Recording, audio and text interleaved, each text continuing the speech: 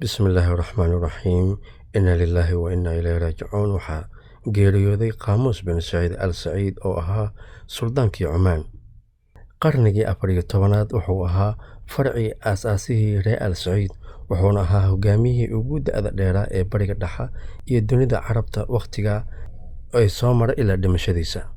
qaabuus ilaahay ha u naxariistay. haddaynu taariikhdiisa dib ugu laabanno, wuxuu dhashay 1940 bishii 11aad 18. qaabuus waxyaalaha dadka reer cumaan ay ku xasuusan doonaan waxaa ka mid ah wuxuu hirgeliyey siyaasad casriyeysan iyo horumar wanaagsan, wuxuuna soo afjaray go'doonkii caalamiga ahaa ee cumaan xilligaa ay ku jirtay. xilligaana wuxuu afgembiyey aabbihiis, kadibna wuu xiray.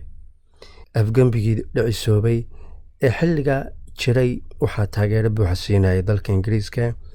hase ahaatee muddo kadib waxaa dib loogu magacaabay saldanadii cumaan 1970.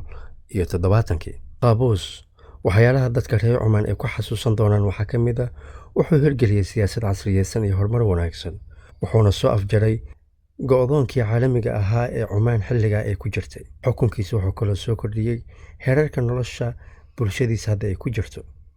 gabagabadii wuxuu noqday nin siyaasad furfuran la qaybsada waddamada dariskiisa ah, isagoo mid walba gacanta u taagaya.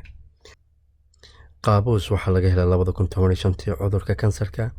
hase ahaatee 2019 ayaa dib loogu celiyey hosbitaalka Yuslabin Hospital ee ku yaala dalka Belgiumka. December 14 ayaa loo sheegay wakhtiga u haray inuu wakhti kooban yahay, wuxuuna jeclaystay dalkiisa hooyo inuu ku geeriyoodo isaga oo dalbaday in cumaan dib loogu soo celiyo. dib markii loogu soo celiyey dalka cumaan ayuu wuxuu u magacaabay suldaannimada haytham binu taariikh al saciid, waana suldaanka hadda xilka la wareegay. wuxuuna geeriyooday qaabuus shalay oo taariikhdu ahayd 10 bisha. allah u naxariisto isaga iyo dhammaan intii muslin ah. barnaamij midkan la mida intaynu ku kulmi doonno, sida ay nabadgelyo.